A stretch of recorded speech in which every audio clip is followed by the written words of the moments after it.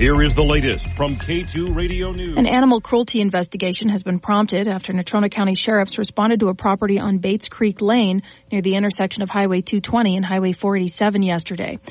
A domestic bull bison had been reportedly shot with a firearm. The bison is severely injured and receiving veterinary care at this time. The incident occurred between the hours of March 6th and the morning of March 7th. If you have any information that could help the NCSO with their investigation, please call their unit at 307-235-9282. You may also report anonymously through Crime Stoppers of Wyoming. Reports of another wildfire came in last night at about 6 p.m. to the 1600 block of Pinion Parkway, adjacent to the homes located on Pinion Parkway. When firefighters arrived, the fire was about 5,000 square feet in size. They were able to quickly attack it, establishing a perimeter and extinguishing remaining hotspots. The Casper Fire and EMS Department reminds citizens and visitors to practice vigilant fire prevention practices this spring. As we have learned from all the major incidents in Laramie County, the weekend's incident on Geary Dome, and fire in rural and urban interface areas, that fires can ignite and spread rapidly, especially with our wind. Natrona County is currently under Stage 1 fire restrictions. You can read more about what that means at k2radio.com.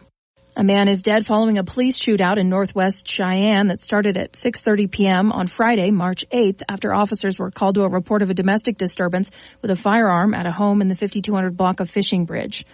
This as a result of an exchange of gunfire that occurred between officers and an adult male suspect. Police say no officers were injured in the shootout.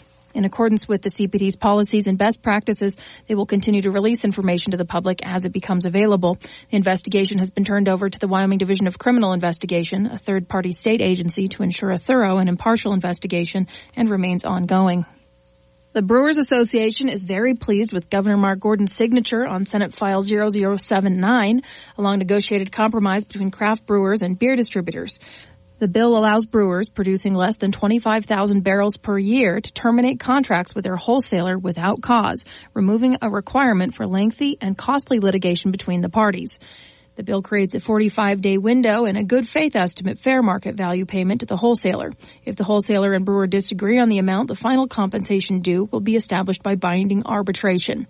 It took a year of negotiations between wholesalers and brewers, but last week, Senate File 79 cleared its final legislative hurdle, passing 60-0, with 2 excused on the third reading from the House floor, then moved to Governor Gordon's desk for his signature, which he signed on Thursday.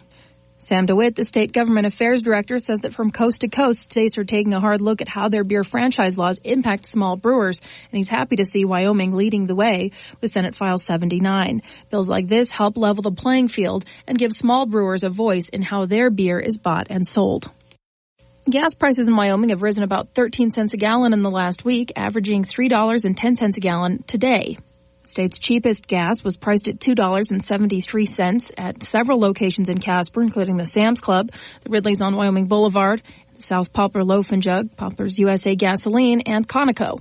The most expensive gas was priced at $4.29 a gallon. The national average price of gas has risen 6.2 cents a gallon in the last week, averaging $3.40 a gallon today. Head of petroleum analysis at Gas Buddies, Patrick DeHaan, says that if refineries continue to boost output of products like gas, diesel, and jet fuel, it could mean earlier than expected relief. However, the changeover is still in process, so while we'll likely see the continuation of upward pressure on prices, improvement in output could slow that pressure down some. We will see.